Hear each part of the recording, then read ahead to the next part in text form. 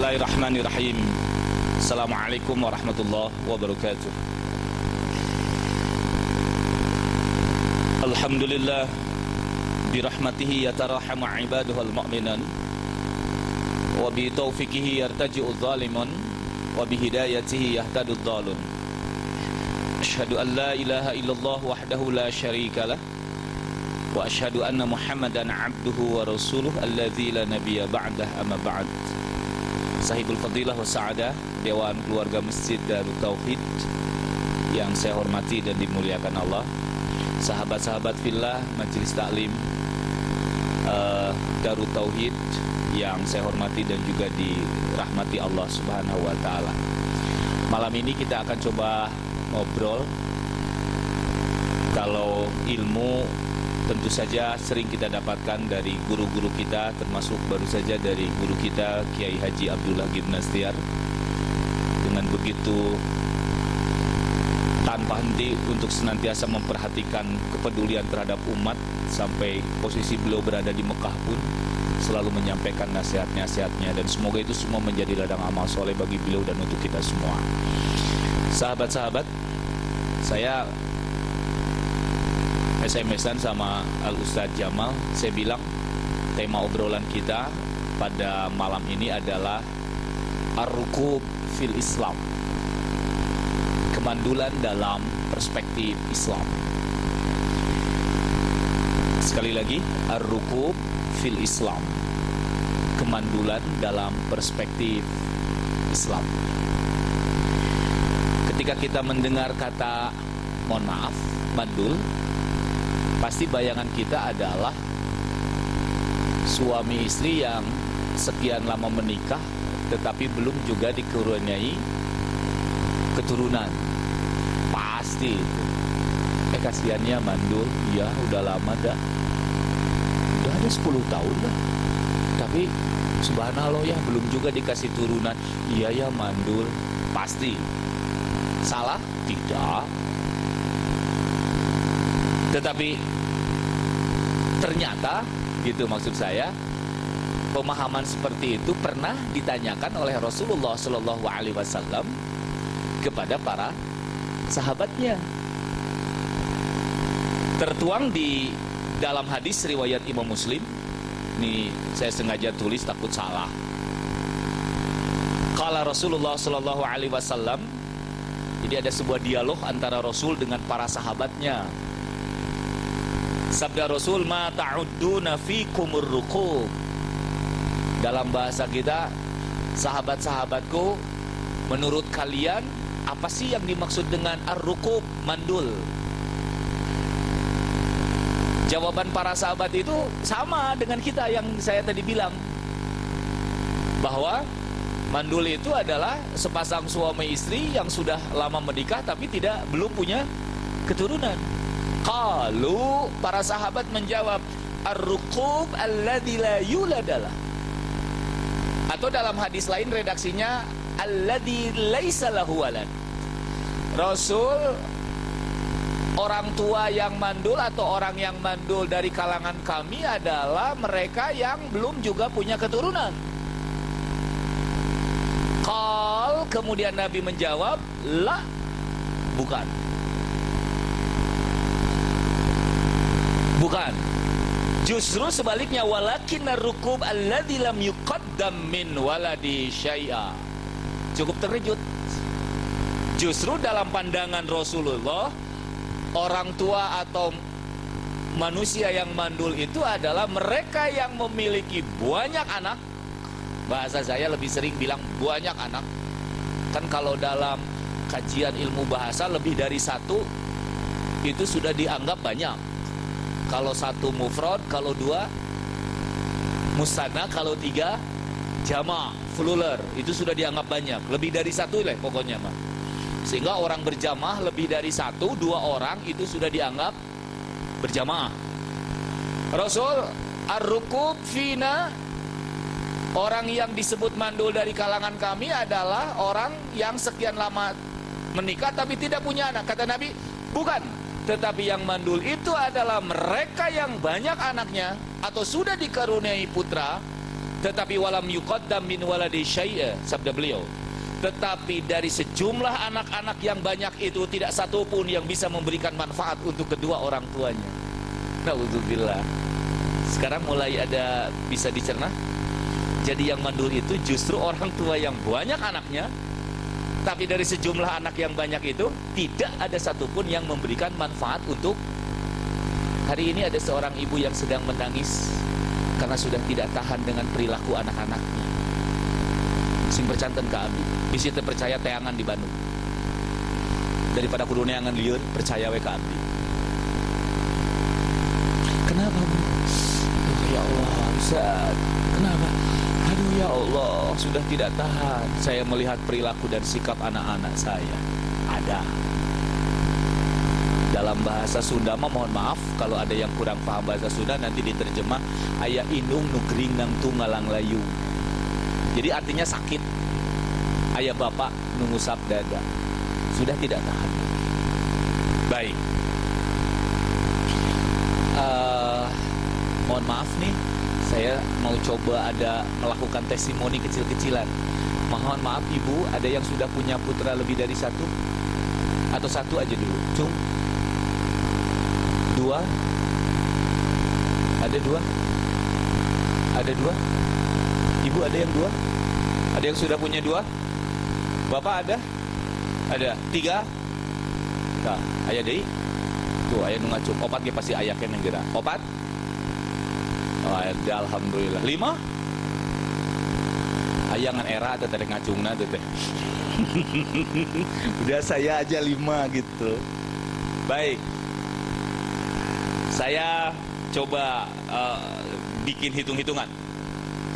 Pertanyaan saya selalu nanya sama ibu karena memang saya tidak tahu, ya, kita sebagai laki-laki, sebagai ayah.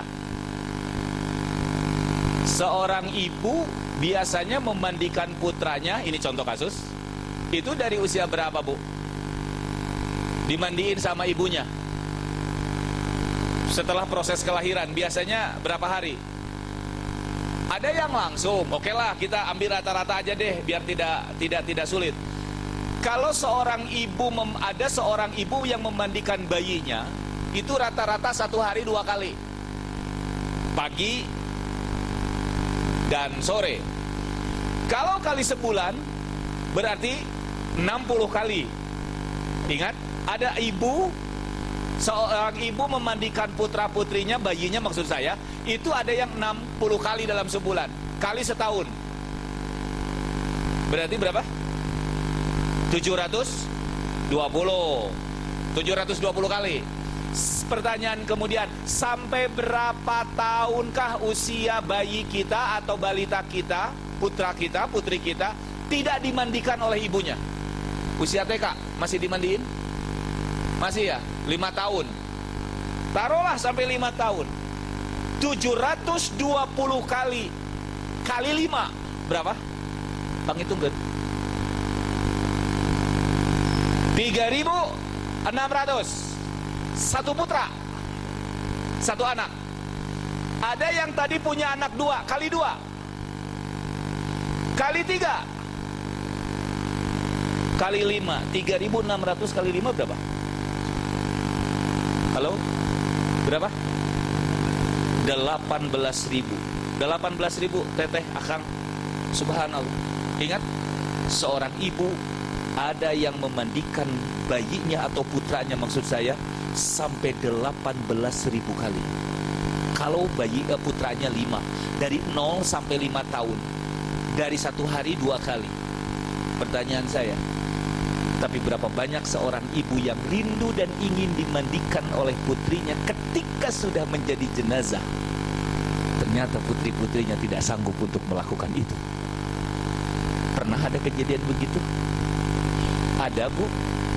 Saya orang lapangan, banyak.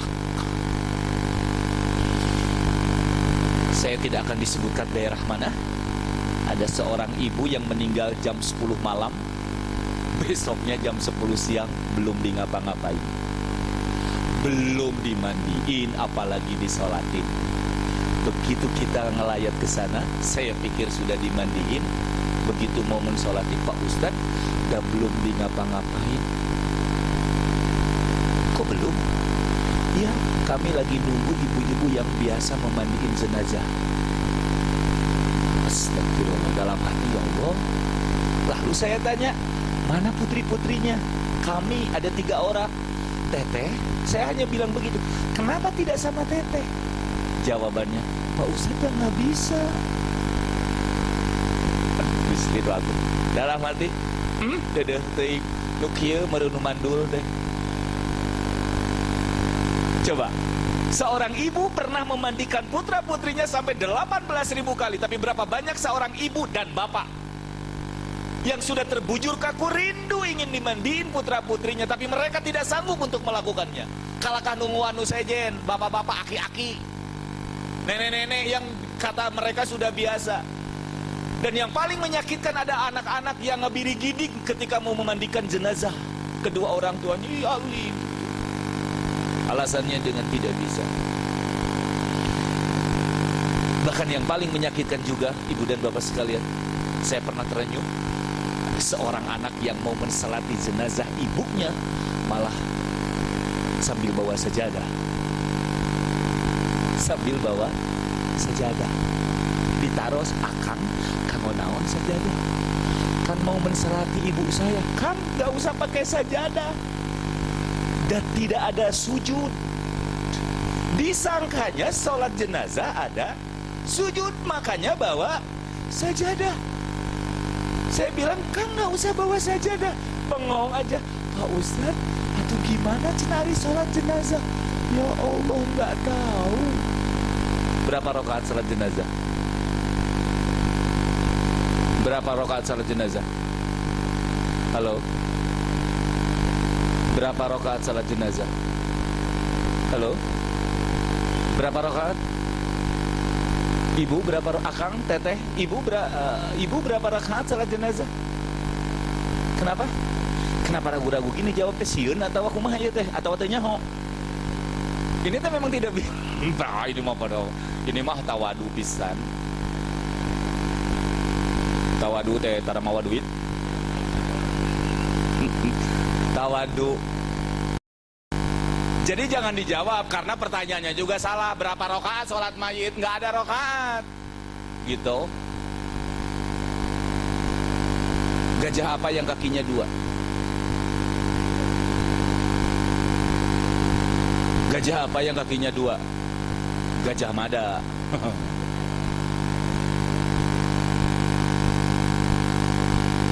Ayam apa yang kakinya 2? Di mana-mana hayama 2 kakina. Awas, fokus.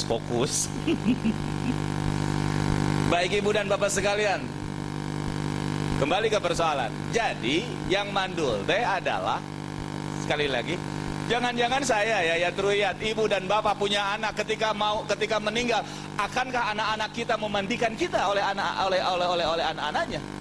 Kalau anak-anak kita sampai tidak bisa, saya khawatir kita termasuk kategori orang tua yang mandul, nauzubillahi min dzalik. Terus gimana dong Ustaz?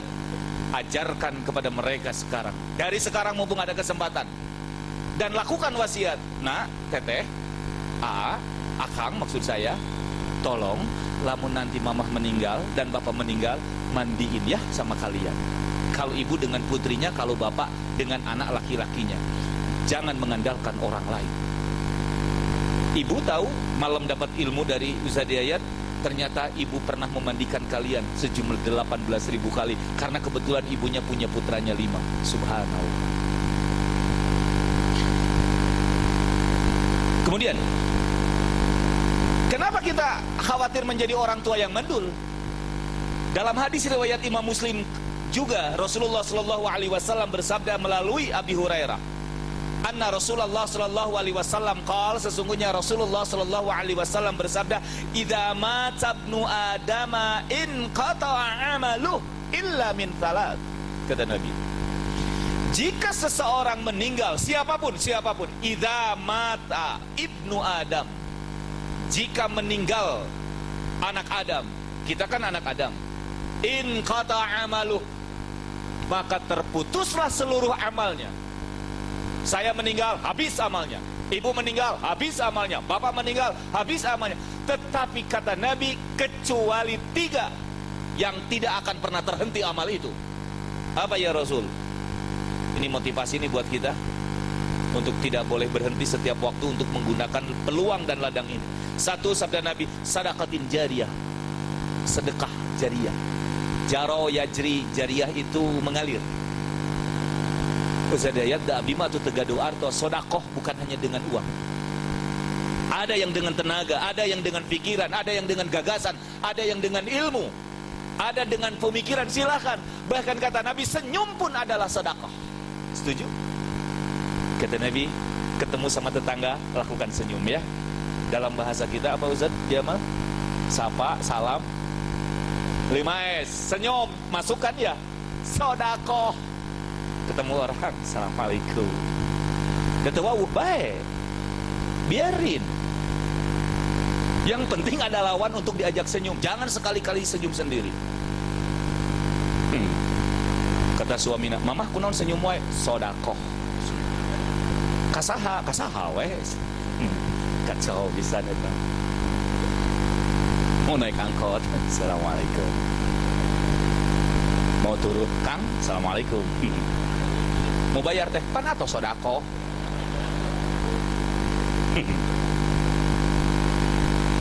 Serius. Kenapa Pak?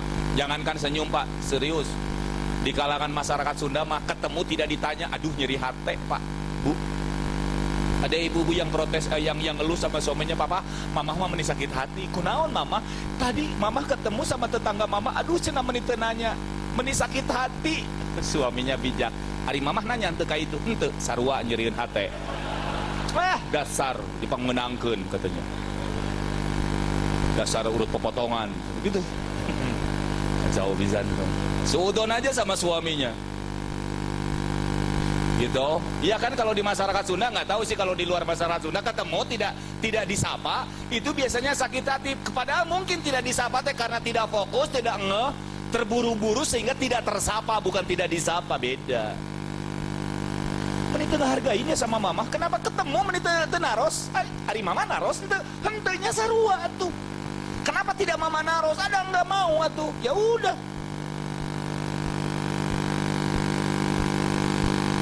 Nah ini yang berbahaya. Hati kembali, keikhlasan.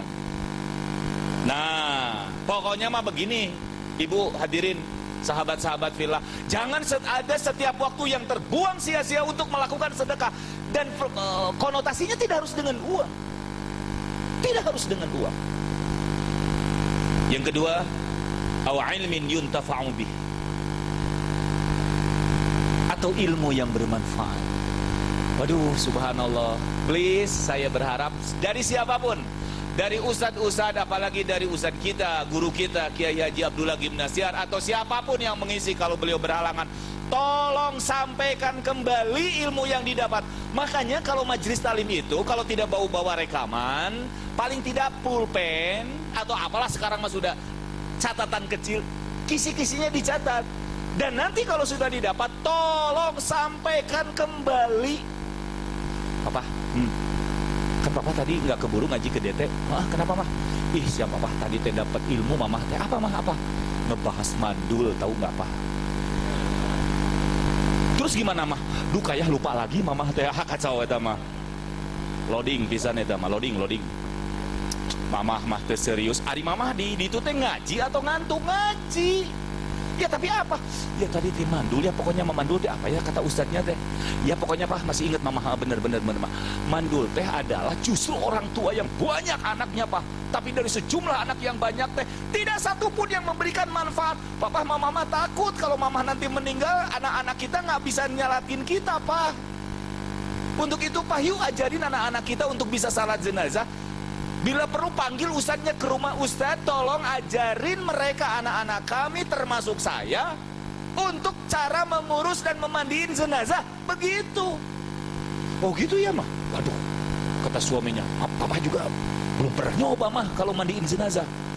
Jangankan nggak mandiin, sholatnya juga jarang.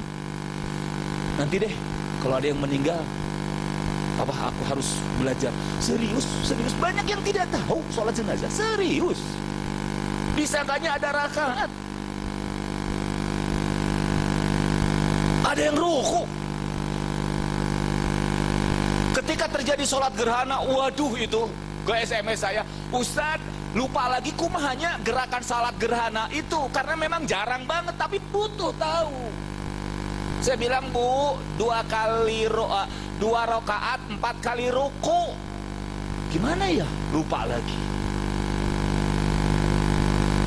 Ini anekdot saja, maksud saya bukan ini, maaf bahasa saya ini jangan dianggap apa ya, jangan dianggap herei, tapi memang kenyataan itu. Katanya pernah ini dalam cerita dongeng lawas orang Sunda, si Kabayan pernah mimpin salat jenazah sampai kemudian dia melakukan ruku dan sujud. Jamaahnya protes yang di belakang. Setelah selesai, Kabayan kenapa sampai pakai sujud? Si Kabayan kan pinter tapi licik. Kata si Kabayan, maaf, bukan saya pakai sujud, dosa mayat terlalu besar sehingga saya tertarik untuk bersujud, katanya. Waduh, kacau pisan itu si Kabayan. Saking tidak bisanya, tolong sampaikan kembali. Satu huruf disampaikan. Dalam hadisnya Rasulullah Shallallahu Alaihi Wasallam, khairun nas man ta'allamal Quran wa 'allama, kata Nabi. Sebaik-baik orang, saya data ada beberapa hadis sampai di tulisan saya itu ada 12 khairun nas, sebaik-baik manusia. 1, khairun nas man ta'allamal Quran wa 'allama. Khairun nas anfa'uhum linas. 2, pokoknya ada 13. Kalau butuh nanti minta ke saya. Sebaik-baik manusia, sabda Rasul, adalah orang yang belajar Al-Quran plus mengajarkannya kembali. Tolong jangan dipendam ilmunya, ditransfer. Sekarang medianya lebih canggih, bisa ditransfer. Aku tadi belajar, kan ada di grup WA atau apa, mandul, kirim. Begitu dijadikan alat untuk dakwah. Aw ilmin yuntafa'u bih, atau ilmu yang bermanfaat. Hadirin, subhanallah. Kitab-kitab sekarang yang muncul itu karena apa? Torehan warisan ilmu-ilmu para ulama. Kalau mereka tidak mewariskan ilmu, hari ini kita tidak akan pernah tahu tentang Islam. Al-Bukhari, Imam Muslim, Abu Daud, At-Tirmidzi, Imam Nasai. Bahkan mohon maaf, Allahu yarham, Profesor Dr. Hamka menulis sebuah tafsir yang cukup fenomenal. Itu berada di penjara. Namanya tafsir apa? Al-Azhar. Oh, keren. Di penjara saja masih bisa nulis. Dan sampai sekarang. Untuk itu para ibu dan bapak, bahasa saya, karena saya orang kampung, mari kita menanam sesuatu yang terbaik dalam hidup ini, dan biarkan orang-orang kemudian yang akan memetik hasil tanaman kita. Setuju nggak? Izin bapak, Pak, izin Pak. Bapak pernah minum air kelapa atau makan buah kelapa, Pak? Oh, senang sekali ya, Pak. Bapak pernah nanam? Pernah nanam? Sudah Bapak hasil tanaman Bapak itu sudah bisa dinikmati buah kelapanya? Iya, tapi maksud saya, jujur, kelapa yang kita makan, airnya yang kita minum, sesungguhnya lebih banyak yang bukan kita tanam. Tanaman siapa? Mungkin. Lihat saya, fokus ke saya. Ada seorang kakek-kakek di pinggir jalan yang sedang menanam pohon kurma, Pak. Ketika sedang asik si kakek menanam pohon kurma, tiba-tiba lewatlah rombongan raja, khalifah. Begitu sang khalifah melihat ada kakek-kakek yang sedang menanam pohon kurma di pinggir jalan, katakanlah kalau di kampung itu kan ada jalan, terus ada sawah, ada kebun gitulah. Kata sang khalifah, berhenti sebentar. Ada apa tuan? Itu lagi ngapain ya kakek-kakek itu? Kemudian sang khalifah menghampirinya. Assalamualaikum kek. Waalaikumsalam. Begitu ditengok, oh khalifah. Nggak kemana? Wahai tuan, aku ada keperluan kek. Tapi boleh nggak aku bertanya? Silakan khalifah. Kakek sedang apa? Saya sedang menanam kurma, khalifah. Kata khalifah, nggak salah kek. Kenapa tuan? Usia kakek sekarang berapa? Saya 80 tahun tuan. 80 tahun. Sang khalifah bingung. Kek, usia kakek sekarang 80 tahun, lalu hari ini menanam kurma. Pertanyaan saya, kapan kakek akan menikmati hasil tanaman kakek? Sang kakek dengan gagah menjawab sambil menatap wajah khalifah, tuan, bukan bukankah kurma-kurma yang kita makan itu bukan hasil tanaman kita, tapi tanaman orang-orang tua kita mungkin? Wah, sang khalifah kagum. Subhanallah, luar biasa. Kek, ngodok duit. Nih, hadiah buat kakek. Keren. Kata si kakek, alhamdulillah. Tuan, orang lain menanam kurma 1 tahun atau 2 tahun baru bisa menikmati hasilnya.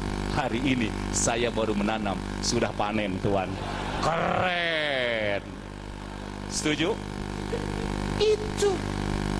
Sang khalifah terpesona oleh jawaban sang kakek, ngambil lagi segepok uang. Ki, kopta. Tuan, di mana-mana orang 2 tahun atau 3 tahun 1 kali panen. Saya baru nanam 2 kali panen, Tuan. Sudah mau libere deui sia cenah. Serius. Kenapa kita tidak mau menanam sesuatu? Ilmu. Indah ya kalau ini dipahami ketika para pejabat, para anggota DPR, maksud saya siapapun yang punya kebijakan, berikan kebijakan untuk kemaslahatan umat. Biarlah hari ini menanam. Dan generasi-generasi kita yang akan datang yang akan memetik hasil tanaman kita. Darut Tauhid. Darut Tauhid. Siapa yang akan menikmati merasa manfaat Darut Tauhid? Mungkin ratusan tahun yang akan datang, ribuan tahun yang akan datang. Para founding fathernya tidak mungkin sudah tidak ada, mohon maaf. Tetapi biarlah anak-anak dan cucu kita yang akan menikmati ini semua. Waduh, kalau punya konsep dan pola pikir seperti itu kayaknya ya. Sekarang orang kan tidak. Apa yang kita bisa berikan untuk bangsa ini, bukan lalu kemudian bangsa ini bisa apa untuk berikan kepada saya, kepada kita. Bukan itu harusnya. Waduh, tolong ibu dan bapak dengan segala kerendahan hati, apa yang bisa didapat dari obrolan ini tolong disampaikan kembali ke keluarga dan ke masyarakat. Tapi Pak, ada 3 ilmu, 3 amal yang tidak akan hilang. Apa Pak? 1, sedekah jariah. Yang kedua, ilmu yang bermanfaat. Kembali, sebaik-baik manusia adalah kata Nabi yang belajar Al-Quran. Pelajari Al-Quran dan please ajarkan. Ustaz Dayat, aku mah baru 1 huruf yang bisa ajarkan. Saya dulu belajar dengan kakek, kemudian dengan guru itu.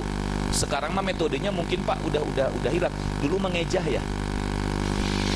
Alif lam jabar al, ha mim jabar ham, dal ps du, alhamdu. Aduh.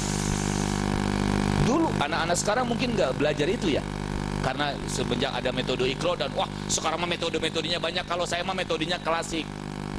Ho jabar ho, ta jabar ta, mim alif lam jabar mal, lam jabar la, ha ps hu, ho tamallahu. Wau alif lam jabar wat, wau jabar wa al teh waduha diajahnya kumaha waduha. Waduha diajahnya gimana? Wau alif lam jabar wat, do jabar do, ha pakai tasjid ya. Pokoknya mah gitu we lah.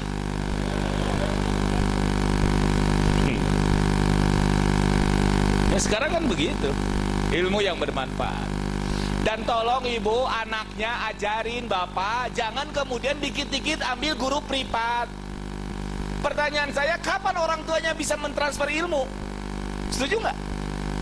Papa, mama, aduh gimana anak? Udah deh pada baca Qurannya tuh panggil aja guru ngaji. Ibu bisa, bapak bisa. Alasan nggak ada waktu, kenapa tidak ibu? Nak sini, coba, yuk belajar sama mama. Sok diajar sama mama, sok diajar sama bapak.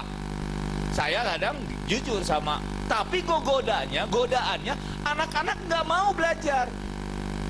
Mam, belajar apa besok mam? Ke anak saya. Oh, usul fikih ya. Sok baca.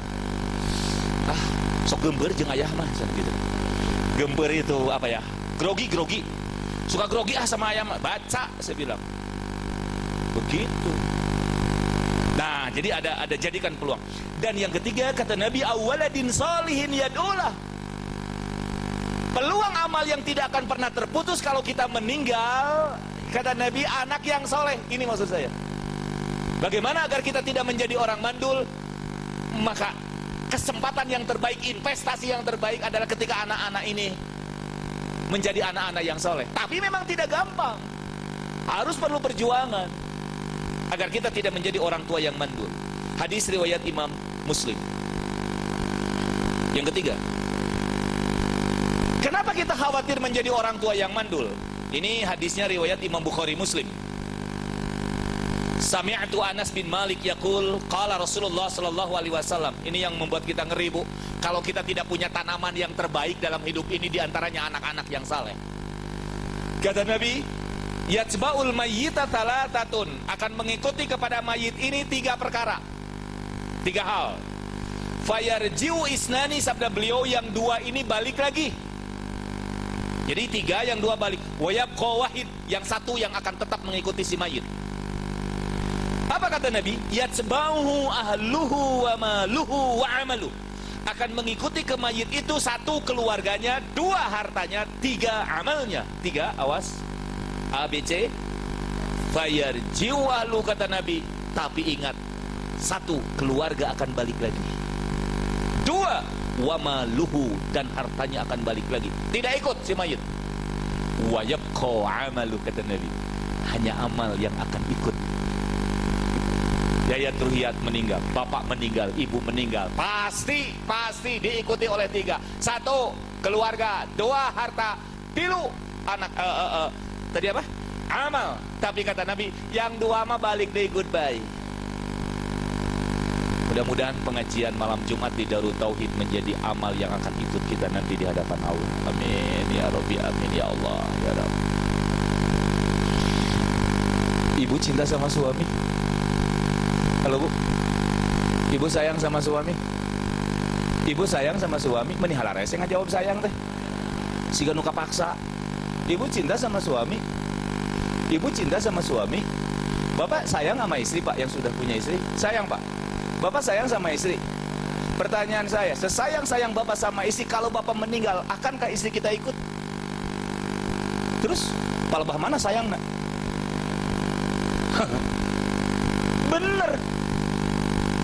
Kita memang sebagai suami wajib sayang, istri wajib cinta sama suami. Pertanyaan saya, secinta dan sesayang apapun sesama makhluk,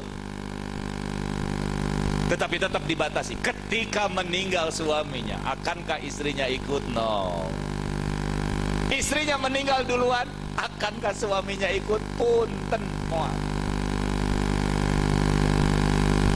Mama, kita janji yuk. Apa Pak? Sehidup semati. Terus memang kalau mama mati papa mau ikut? Moal hidup ya papa mah. Bohong pula. Kata guru kita, jangan pernah berharap sama orang. Ya, kata Ustaz Abdullah Gimnasiar kan gitu, jangan pernah berharap sama makhluk. Secinta apapun. Sayang sama anak, siapa yang gak sayang? Makanya mohon maaf, ujian yang paling terbesar dalam yang diberikan Allah kepada Nabi Ibrahim adalah justru apa? Harus mengorbankan anak, sesuatu yang paling dicintainya. Apa? Anak. Kan ada peribahasa, lebih baik kehilangan harta daripada putra. Ini tidak main-main. Ibrahim, sembelih anakmu. Anak tunggal, calon nabi, sudah jelas soleh, harus disembelih dengan oleh ayahnya sendiri. Kira-kira Bu, saya, bapak dan ibu sebagai orang tua,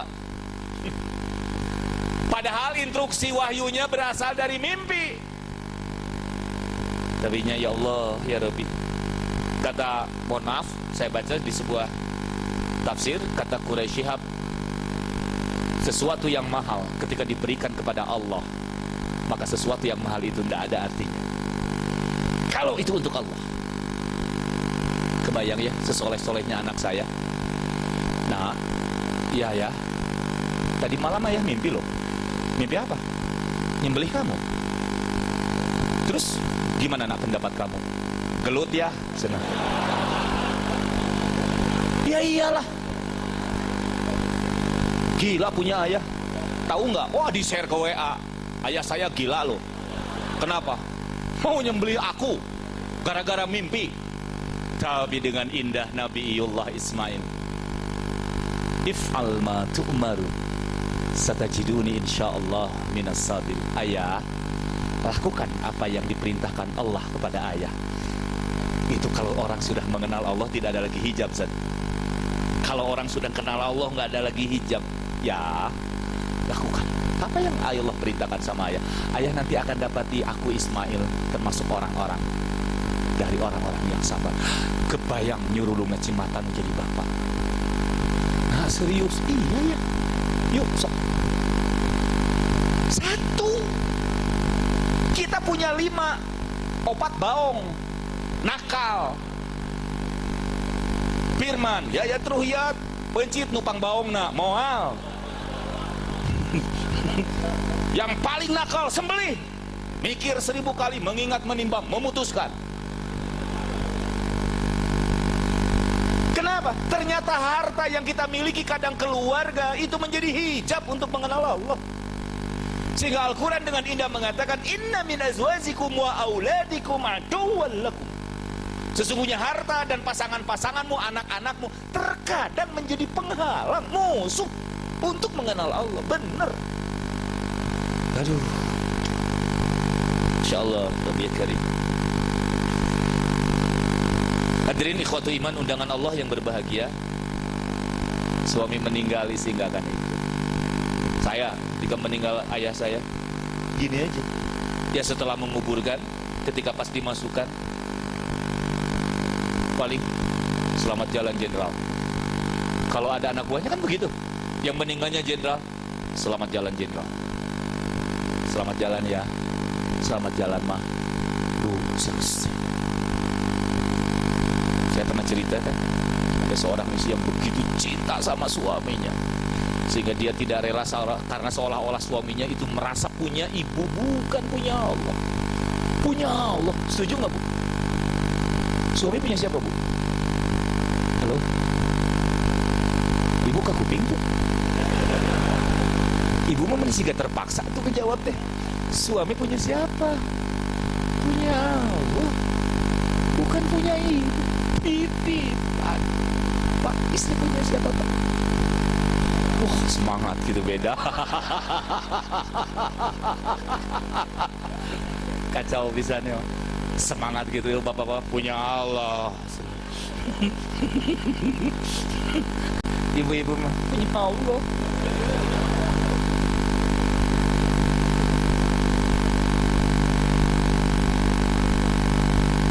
Bu dan bapak sekalian, punya Allah. Serius, anak punya Allah.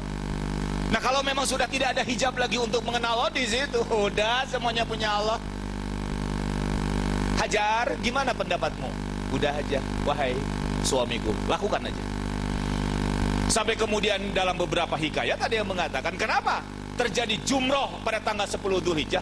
Karena setan dengan wujud yang lain mencoba untuk mengusik perasaan seorang ibu. Hajar, tegakah kau seorang ibu membiarkan putranya untuk disembelih oleh ayahnya sendiri? Dikemanakan perasaanmu, wahai Hajar? Kenapa? Kalau biasanya setan kalau ke suaminya susah, istrinya yang jadi sasaran. Kan begitu. Nabi Adam bersisi kukuh untuk menghalau dan menghadapi godaan setan. Yang kena siapa? Hawa. Kan begitu. Yang lemah dianggap lemah. Bu dan bapak sekalian, nah sampai saya pernah cerita istrinya pingsan karena tidak mau menerima kenyataan suaminya meninggal.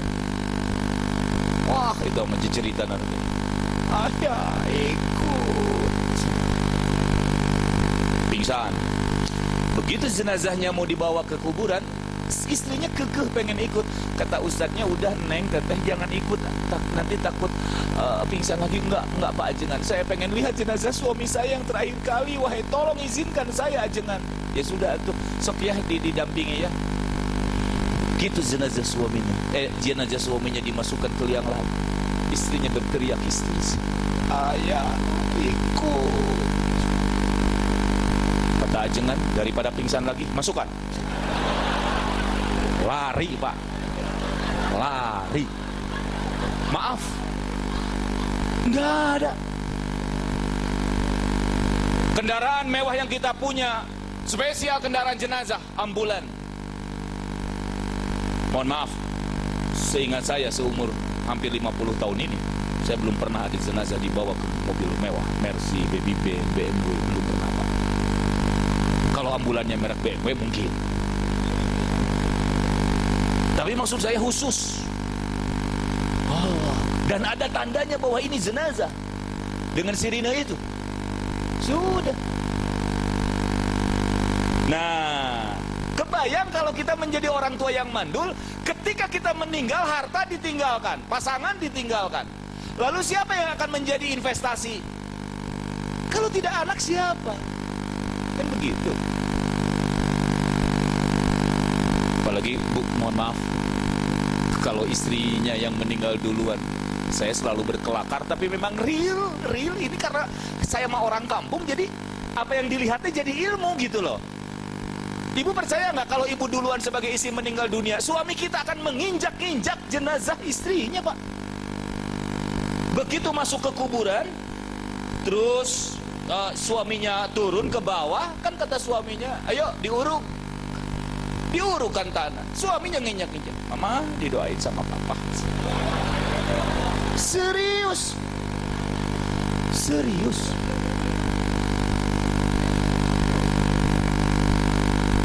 Masya Allah. Udah, hanya amal kita, sedekah kita, ilmu yang pernah kita ajarkan kepada sahabat dan saudara-saudara kita, itu ilmu. Bangun malam kita, maksudnya sholat, bukan bangun malam aja. Karena banyak orang yang bangun malam lalu tidak sholat. Udah kacai balik deui sare aya anu gitu. Hadis riwayat Imam Muslim. Kemudian tipologi anak menurut Al-Quran. Satu yang saya catat itu, dan yang saya tahu maksud saya itu ada 5 ya. 1, 2, 4. Kadang Al-Quran, anak diungkapkan oleh Al-Quran dengan kalimat zinatun, perhiasan. Kira-kira kalau anak perhiasan itu usia berapa tahun ya Bu? Di usia berapa tahun? Ya, jadi perhiasan gitu. Dalam bahasa Sunda mah siga nanggei nok bebereumna. Apa ya bahasa Indonesianya? Seperti membawa apa? Atengeunahkeun ke bahasa Indonesia mah. Seperti membawa merah telurah tengenaheun. Teu matching. Ini mah harus pakai, kena cengkoknya harus pakai bahasa Sunda. Seperti nanggei nok bebereumna. Saking sayangnya ade, teteh, dipeluknya, dicium keningnya. Eta mah perhiasan dia bener. Dikuciran, dimandiin, didangdanin, persis perhiasan. Ibunya mah belum mandi, anaknya mah udah mandi. Bapak nih, ini punya, ini putri anak siapa ini? Menigelis kieu pun anak, resepnya menigelis kan gitu. Udah didangdanin sama ibunya. Ya tuh lihat ibunya Maaf, giliran jelek mah nggak mau diaku.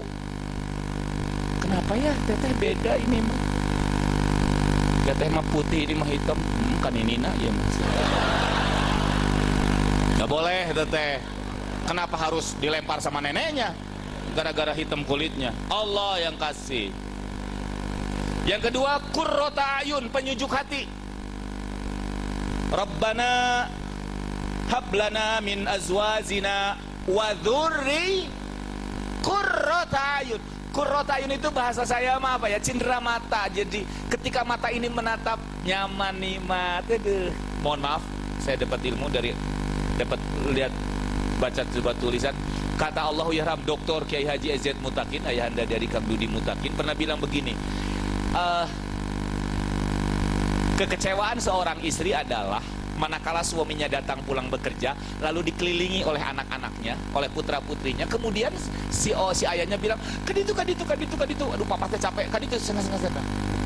Biasanya istri akan kecewa.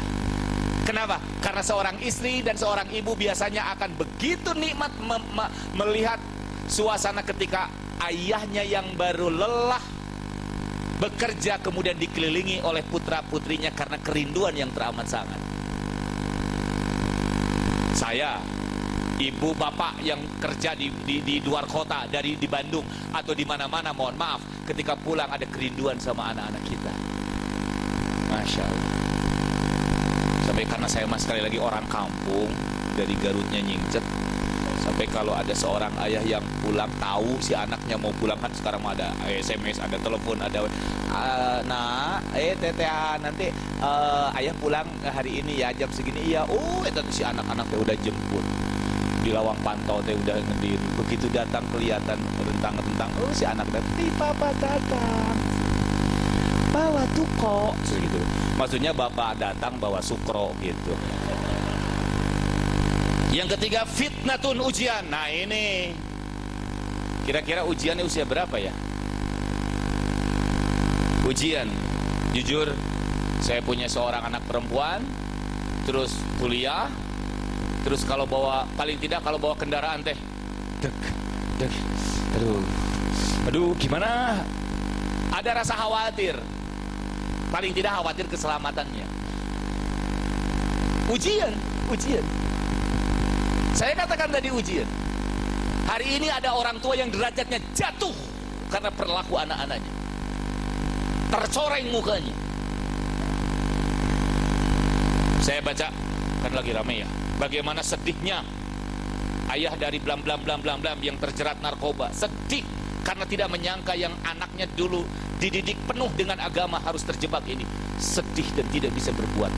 Jatuh, terperangah anaknya sampai terlibat itu yang sedang rame ini. Dan yang terakhir, aduun, musuh. Nauzubillah. Jadi kita senangnya zinatun, perhiasan, kurot. Ini nih yang kedua nih, fitnatun, ujian. Banyak ujian. Musuh. Ayatnya yang tadi, inna min azwajikum wa auladikum aduwwan lakum fahdharuhum, kata Al-Quran. Sesungguhnya pasangan-pasanganmu dan anak-anakmu itu adalah musuh. Tentu saja musuh bukan dalam arti saling jotos, tetapi musuh hati dan lain sebagainya. Terus ini hampir terakhir nih bahasannya. Kewajiban mendidik anak. 1, pendidikan akidah. 2, pendidikan ibadah. Yang ketiga, akhlak. Bahasa kita mah yang keren, attitude. Kenalkan kepada anak-anak kita Allah. Bu, Pak, jujur, saya sendiri jujur, dalam sehari kira-kira mengenalkan nama Allah kepada putra-putri dan keluarga kita berapa kali sih, Pak? Apakah lebih mengenalkan sama anak-anak kita tongtonan? Jujur, anak-anak kita lebih tahu sejarah Utaran yang dulu pernah ngetop itu, Ustaz, apa Ustaz? Sinetron dari India itu, Utaran. Sampai hafal bener sama Ica, hafal bener sama Sita Pasya. Masya Allah. Kenalkan kepada anak-anak kita Allah. Kenalkan kepada kita Rasul. Kenalkan kepada anak-anak kita sahabat-sahabat Rasul, salafus salih, para syuhada. Aduh Gusti ya Allah. Saya senang kalau lagi nguruk ngawuruk anak SD yang ada PR tentang itu semua. Saya suka senang. Nih ini. Ya Nabi Nabi siapa yang disembelih teh? Ini ada pertanyaan kelas 3 SD. Nah, tulis Nabi Ismail. Mau nggak dengar cerita Nabi Ismail? Nah, gitu. Sekarang kita udah hilang itu semua. Saya selalu bilang, pernah kan saya nanya, malah kita lebih kenal artis. Salah enggak? No. Enggak salah. Daripada Nabi dan keluarganya. Saya pernah nyeleneh, mungkin jarang orang, tapi mohon maaf, ini memang gaya saya. Kita lebih kenal mantan suami artis daripada mantan istri-istri para nabi misalnya. Kalau mantan suami Khadijah siapa? Ada yang tahu? Kalau mantan suami, tahu kan? Di Giliran ditanya mantan suami, artis ini tahu. Pendidikan akidah. Jangan bikin anak kita pesimis dalam menghadapi masa depan. Nah, kamu kerja, kalau sekarang kamu nggak kerja, aduh, nggak akan hidup. Astagfirullahaladzim. Salah. Rata-rata, mohon maaf, dogmatik orang tua itu takut anaknya tidak kerja dan takut anaknya tidak makan. Kalau memang kita takut tidak makan, sekalian saja kita tidak punya Allah. Saya bilang begitu. Allah karim. Ini karena kita masih terhijab. Ada seorang ibu, Pak, seorang suami istrinya makan sama suaminya bareng. Ketika sedang makan, istrinya bilang, "Papa, hari besok kita masih bisa makan tuh." Astagfirullah, lagi makan ngomongkan takut tidak makan. Ada orang yang sedang makan, "Bapak, hari isuk orang bakal dahar muat." Mama kerdahar yute. Kenapa harus memikirkan besok?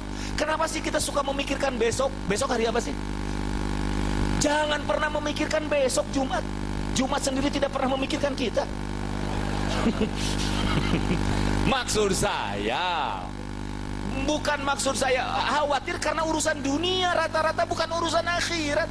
Pak, kalau kita nanti sudah meninggal, kira-kira anak-anak kita bisa doain kita? Jarang tuh, jarang. Kalaupun ada, jarang banget.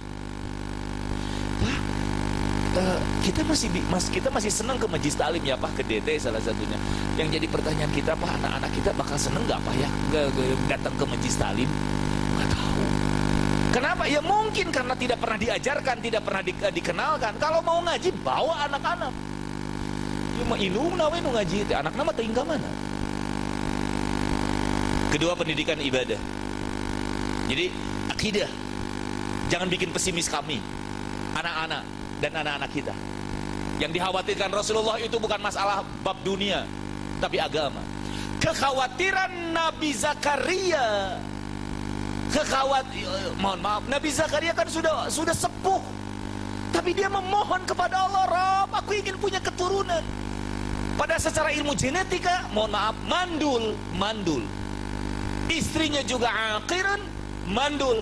Tetapi Nabi Zakaria kenapa? Satu, bukan ingin punya keturunan. Rob, kalau saya tidak punya keturunan, siapa yang akan melanjutkan agama ini? Agama yang menjadi resah beliau itu agama, bukan urusan makan, bukan.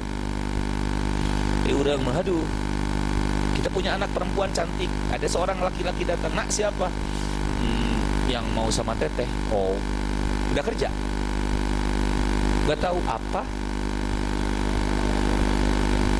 Rata-rata Pak, nggak tahu kalau di Bandung, kalau di kampung. Jadi kalau ada anak gadis, terus ada datang pemuda, itu yang ditanya teh kerja. Nggak ada. Nak, soleh nggak? Jarang. Ya Mas, soleh, alhamdulillah.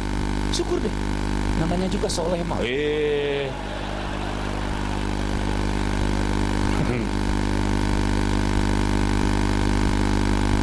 Saya suka bercanda Pak, kalau di kampung punya besan bupati atau punya besan kiai, mau pilih mana Bu? Halo Bu, mau pilih besan bupati atau mau pilih besan kiai? Hah? Kepaksa kiai wela. Ada pemuda yang suka sama anak kita, bawa mercy pakai dasi tapi tidak bisa ngaji. Ada santri nggak bawa mercy, nggak pakai dasi tapi bisa ngaji. Ibu mau pilih mana? Dan akhwat yang belum menikah mau pilih calon pasangan yang mana? Yang bawa mercy pakai dasi tapi tidak bisa ngaji, santri yang bisa ngaji tapi tidak bawa mercy, mau pilih mana? Sok jujur, tong nggak bohong, doraka ya. Lagi di majelis taklim ini teh dosa mustajab. Mau pilih yang mana? Mau santri yang nggak bawa mercy tapi pandai ngaji, kalem santri, saya dukung. Semangat, santai aja. Ya. Tapi itulah Ustadz fenomena. Kemarin rame ya di media sosial, ada 3 pahlawan, tapi perlakuannya berbeda, agak berbeda. Ada 3 pahlawan yang mengharumkan nama bangsa kemarin-kemarin, tapi ada perlakuan yang berbeda. 1, ada yang pembalap, lalu punya reward yang sampai ratusan miliar. 2, ada olahragawan, punya dapat hadiah 5 miliar. Tunjangan per bulan 20 juta, jalan-jalan gratis. Ada juara 3, anak usia 7 tahun, internasional hafid Quran, di bandara pun gak ada yang jemput. Pernah dengar? Itulah kenyataan.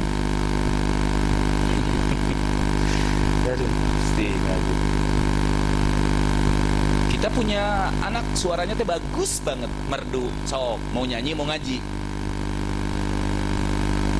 Nah, itu suara kamu. Iya mah. Ya Allah, udah daftar KDI. Nggak, udah nak, kamu jadi muazin. Jarang Pak Ustadz, jarang. Apaan jadi ustadz? Padahal Al-Quran mengatakan wa man ahsanu qawlan mimman da'a ilallah. Suara siapa yang terbaik selain suara itu yang menyuarakan tentang Allah? Wa man ahsan qawlan mimman da'a ilallah. Ahsan itu superlatif. Siapa sih yang paling terbaik suaranya ketika suaranya, omongannya dipakai untuk menyeru kepada Allah? Ya itu ya mungkin karena rewardnya nggak ada. Jadi tolong pendidikan ibadahnya ajarkan kepada anak-anak kita. Gimana cara sholat mayat, saya bilang. Bagaimana cara sholat istisqa, bagaimana cara sholat tahajud, bagaimana, please ajarkan itu semua agar kita tidak. Dan yang terakhir, pendidikan akhlak. Hari ini saya selalu bilang, apa bedanya kita dengan binatang? Mohon maaf, saya pernah dikit-dikit belajar ilmu mantik. Ternyata manusia itu kategorinya hewan. Al-insan hayawanun natik.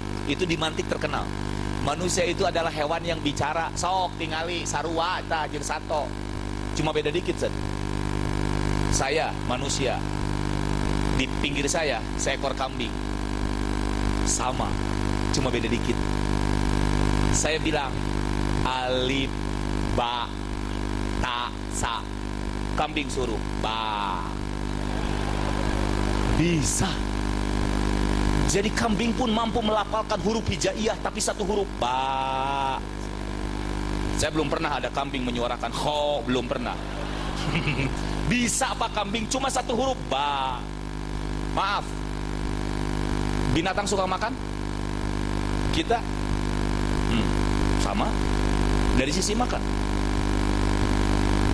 Binatang ya jenis kelaminnya betina suka sama jantan, bukankah begitu? Kemudian binatang juga rakus, kadang kita juga rakus. Binatang juga kadang egois dan individualis, bukankah? Makanya mohon maaf, kenapa kurban harus pakai hewan? Gitu aja pertanyaannya. Allah menjelaskan la yanalullaha luhumuha wala dimauha walakin yanalu at-taqwa min. Sekali-kali tidak akan pernah sampai kepada Allah darah, tapi keikhlasan yang sampai. Ikhlas itu memang susah ya. Kalau kata guru kita, ada ilmunya ikhlas itu, Pak. Pernah kan di sinetron, kalau you mau nikah sama anak saya, kuasai dulu ilmu ikhlas. Oh, itu mau cari ikhlas, ada pelang masjid al-ikhlas duduk. Oh, ini ikhlas teh. Karena kekeh. Dan ternyata dia menemukan jawabannya. Pak, saya ridho kalau putri bapak yang saya cintai harus milik orang lain. Kata ayahnya, itulah ikhlas. Tapi akhirnya dinikahkan sama dia juga. Begitu ikhlas. Ya. Lawannya itu apa? Ria ya. Jadi ar-ro'a ya ria. Ria. Masya Allah. Pendidikan akhlak. Apa ya di Islam yang kurang? Saya orang awam, tapi subhanallah banyak sekali kan di media sosial bagaimana hebatnya, misalkan wudhu, mencuci tangan, berkumur-kumur menghirup air ke hidung, kemudian begitu lengkapnya Islam. Sampai ada sebuah buku 19 jilid namanya Ensiklopedia Sains Islam. Bahkan di situ dijelaskan medis menurut Quran, biologi menurut Quran, ilmu apa IPA menurut Quran. Keren, saya bilang lengkap semua sebetulnya. Cuma kita memang yang tidak paham terhadap Islam. Kita punya aturan, kita punya cara makan, kita punya cara minum. Saya sering hanya mengingatkan nih sama santri-santri, tolong ya, mudah-mudahan bermanfaat. Nabi mengajarkan bagaimana cara makan. Coba kita, di kita mah Pak Belit ini teh muslim bukan ya? Disebut statusnya muslim, tapi akhlaknya, sikapnya bukan seperti muslim. Makan aja berdiri sambil ngomong, terus pakai tangan kiri. Disebut dan non muslim nggak mau, tapi memang karakternya seperti itu, dan memang sengaja ditampilkan itu agar nilai-nilai Islam itu pudar gitu loh. Makan, duduk, tangan kanan jelas bismillah. Bahkan kata Nabi, habiskan makanan itu. Setelah selesai makan, tangannya tolong jangan dicuci, jilati dulu. Kenapa Rasul? Barangkali sisa makanan yang ada di jari-jari inilah yang mengandung berkah bagi kalian. Subhanallah. Jadi kalau sudah makan nih, kalau ada sisa-sisa jangan dulu dicuci. Adik-adik santri, sahabat-sahabat saya, tapi dijilati dulu. Kenapa Rasul? Barangkali sisa makanan yang ada di jarimu itulah yang mengandung berkah. Jadi bagaimana upaya pembubadiran itu sampai tidak ada, sampai ada remeh, tahu remeh yang menempel, habiskan. Atau kata Nabi kau jilatkan. Itu kan persahabatan yang sangat indah. Makan santri sama lihat santri, saya mengalami santri sanyiru remeh paletakan keneuy ka dieu keun. Di mana? Perekat rasa cinta yang teramat sangat dalam antara pasangan suami istri. Saya pikir no problem kan. Ketika selesai makan, kata suaminya, "Ma, jilatin dok. Ini nih, bapak keur haloream. Sok ka dieu papa ku mama. Besok bapak, mama heun sok." Serius. Itu teh hilang. Dan saya yakin, hakul yakin, setiap perilaku yang diajarkan oleh Rasul tidak mungkin tidak ada faidahnya. Allah, saya bilang begitu. Tanya sama dokter, kenapa menghirup air? Model wudhu menghirup air itu tidak boleh. Begini atuh. Bagusnya mah dihirup ya Ustaz ya. Ini tek. Sampai reng, itu bagus. Di kita mah mana ada manfaat, ada wudhunya juga tuh. Ini lebay wudhu teh. Kan gitu di kita mah wudhu teh serius. Udah nggak bener atuh, maka manfaatnya nggak terasa. Kumur-kumurnya yang gimana itu teh kaifiat, substansi. Jadi ritual dan spiritual. Bagaimana mungkin spiritualnya bisa kehontal kalau ritualnya nggak bener gitu loh. Jadi ritualnya menghirup air teh. Wah, itu bagus. Serius. Ini karanya ya, tapi lama-lama enggak. Ini mah tuh udah gerak wudhu tadi. Mau gimana dapat spiritualnya? Kalau bahatarang. Puyuhan. Serius. Jadi spiritualnya nggak didapat. Tanya pasti baca buku-buku kita sekarang. Mana saya baca ada sebuah hebat, ada seorang sampai dokter di Amerika mengatakan bahwa membersihkan hidung setiap hari wajibul kudu. Di kita kan 5 kali wudu secara wajibnya ketika mau sholat, tapi cara menghirup airnya yang benar. Nanti spiritualnya tidak boleh mencium sembarangan. Dalam arti kenapa ini? Tidak boleh melakukan sesuatu sembarangan. Kaki dibersihkan, jangan salah melangkah dan lain sebagainya. Banyak hal. Oke, terakhir cara mendidik anak. Yang saya tahu, satu, memberi uswah, kudwah, sampel, contoh, memberi teladan kepada anak. Bagaimana mungkin anak-anak kita mau sholat ke masjid kalau bapaknya tidak mau sholat ke masjid? Nah, sholat, bapak, belakangan nanti bapak. Alhamdulillah, di tukang, salah. Ibunya didorong. Nah, sholat sama ayah tuh. Ya, ini bajunya ya, nanti buat Jumatan. Anak ini sama didandanin, itu keren baru. Ima tuh udah gumaha. Kuinung lagi diantep baru dak jeung salakina. Jadi memberi teladan kepada anak. Percaya deh, kalau anak-anak gagal karena memang produk orang tuanya. Mengajarkan untuk beramal saleh. Kalau mau Jumatan, bekalan budak teh. Nah, ini uang 5.000. Buat apa, mah? Nanti kan kalau Jumatan ada kotak amal. Ya, masukin ya. Oh, gitu ya. Ini mah dicarekan atau budak teh. Mah jajan. Ai tadi mana? Diasupkeun kana kotak amal maneh. Sok pinter. Sok boga. Jangan dimasukin. Banyak orang yang masih yang banyak ngurusin kotak amal, maneh mantong. Salah aja. Pernah kan saya bilang ada seorang suami yang dimarahin istrinya gara-gara salah masukin uang 50.000. Suaminya bawa uang di dompet 51.000, begitu ada kotak amal karena ingin ikhlas ketika menyabutnya nggak dilihat. Cak, dimasukin, pas uangnya tidak masuk semuanya, begitu deret innalillahi 50.000. Begitu astagfirullah, sarehebu. Pulang muka pucet, kata istrinya, kenapa Pak? Enggak, musibah. Musibah apa Pak? Enggak apa-apa, di masjid salah masukin uang mah. Papa pikir 1.000, terus yang 50.000 rasain. Sok dermawan. Astagfirullah. Lebaran kemarin ada seorang suami hilang sendal. Sendalnya dapat beliin istrinya. Berangkat ke masjid pakai sendal bagus, pulang tanpa alas kaki. Istrinya bilang, Pak, kemana sendal? Musibah, ada yang ngambil. Innalillahi. Dah bapak mah nggak pernah denger omongan mama. Kalau ke masjid jangan pernah bawa sendal bagus. Terasa kan? Papa mah nggak ngehargain mama, kan mama yang beliinnya juga. Susah lagi nyari ukurannya. Kejebrak.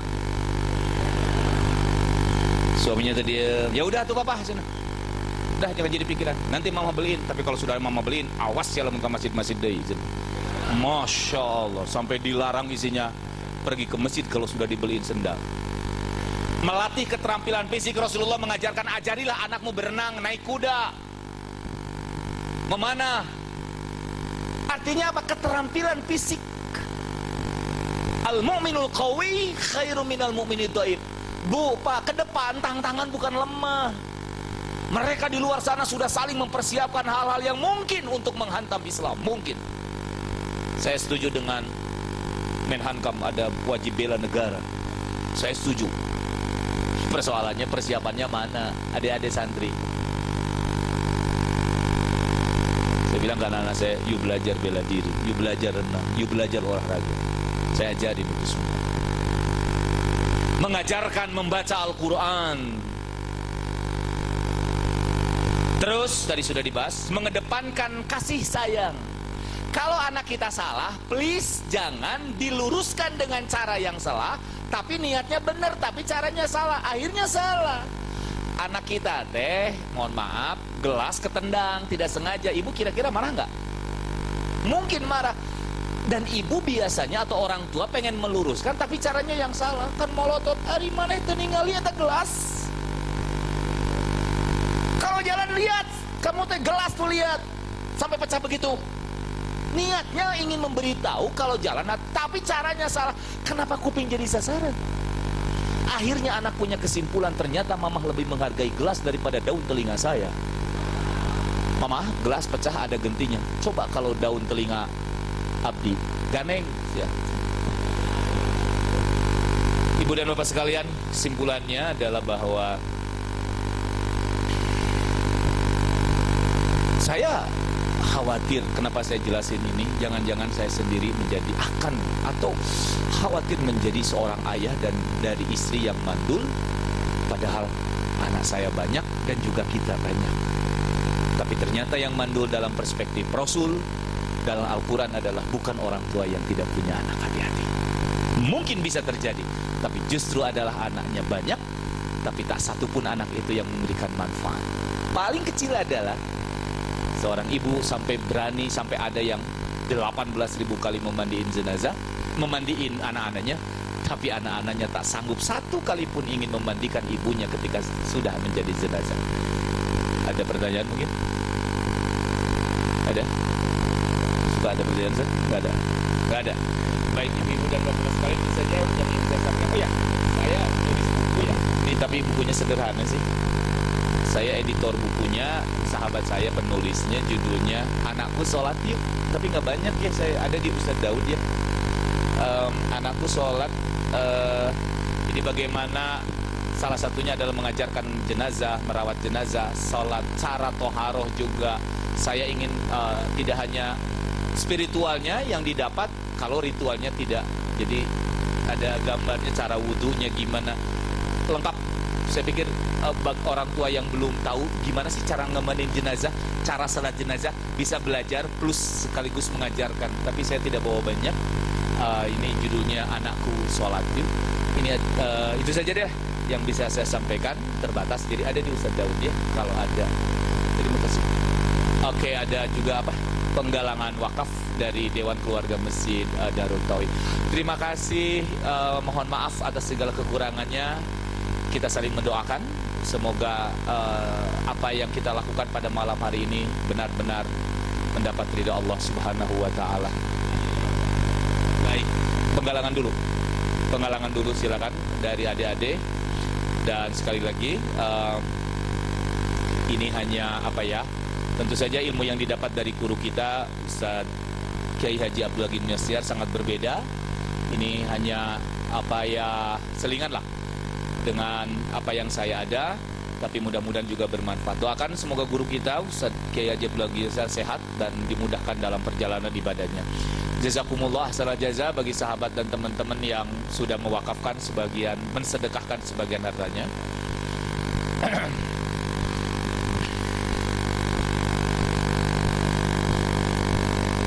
Dan sekali lagi nanti kalau ada yang buku tulisan saya dan sahabat saya, judulnya Anakku Sholat, ada di Ustaz Daud. Ibu dan bapak sekalian, sambil berjalan kita tutup dengan untaian doa munajat kita kepada Allah. Semoga saja harapan dan doa keinginan kita Allah ijabah dengan sempurna. Bismillahirrahmanirrahim. Allahumma qfilil mu'minina wal mu'minat wal muslimina wal muslimat al ahya'i minhum wal amwat innaka qaribun sami'un mujibud da'awat. Allahumma nawwir qulubana binuri hidayatik kama nawartal ardha binuri syamsika abada birahmatika ya arhamar rahimin. Wahai Allah yang maha melihat, malam hari ini kami bersujud dan bersimpuh di hadapan-Mu melalui majlis taklim malam Jumat yang sering kami adakan. Rabb, sekecil dan sesederhana apapun amal yang kami lakukan pada malam hari ini, semoga bisa menjadi teman yang sejati dalam rangka menghadap-Mu kelak di hadapan-Mu ya Allah. Karena kami baru tahu dan sudah tahu dan semakin tahu bahwa harta dan keluarga tidak akan pernah menemani kami ketika kami kembali menghadap-Mu ya Allah. Hanya amal yang akan menemani kami. Karenanya ya Allah, berikan kelezatan ketika tangan ini harus berbagi dengan orang-orang di sekitar kami yang tidak seberuntung kami. Indahkan mata ini manakala harus menatap ayat-ayat-Mu. Rindukan telinga ini ketika harus mendengarkan alunan-alunan ayat suci Al-Quran-Mu. Ringankan kaki ini untuk melangkah ketika harus menggapai magfirah-Mu ya Rabb. Karuniakan kepada kami kelezatan hati untuk selalu bersyukur akan anugerah dan nikmat-Mu ya Rabb. Rabbi, terlalu banyak dosa dan kesalahan yang sering kami lakukan. Ironisnya kesalahan dan dosa itu sering kami lakukan dengan tahu dan sadar. Namun entah kekuatan apa yang mendorong kami untuk melakukan itu, Rabb. Karenanya ampuni jikalau lidah ini tidak lagi basah untuk selalu berzikir menyebut nama-Mu. Ampuni jikalau mata ini terlalu berat untuk menatap keagungan-Mu. Ampuni hati ini kalau lalai untuk bersyukur.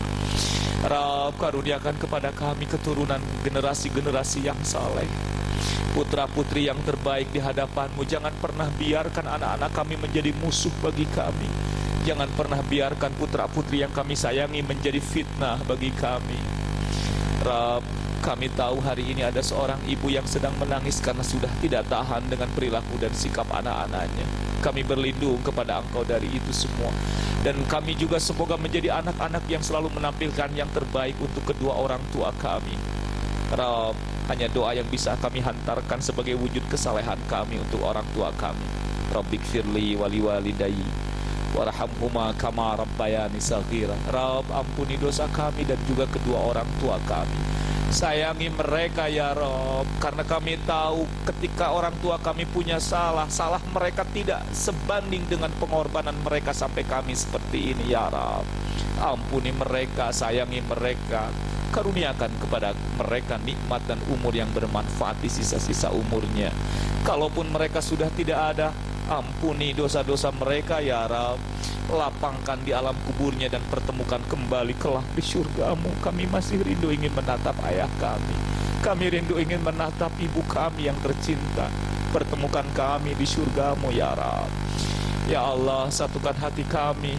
Semoga kajian ilmu ini menjadi perekat ukhuwah di antara kami. Jangan biarkan hasud dan dengki menyelimuti kami ya Allah.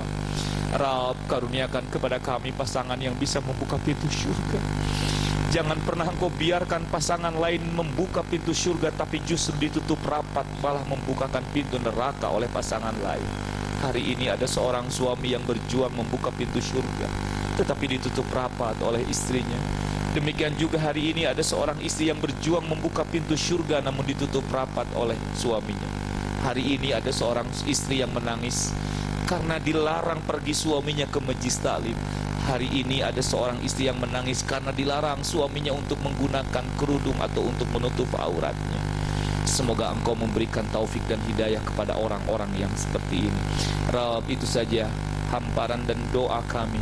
Terlalu banyak yang ingin kami sampaikan namun kadang kami malu untuk mengatakannya. Rabbana atina fid dunya hasanah wa fil akhirati hasanah wa qina adzabannar. Subhana rabbika rabbil izzati amma yasifun wa salamun alal mursalin walhamdulillahi rabbil alamin. Assalamualaikum warahmatullahi wabarakatuh.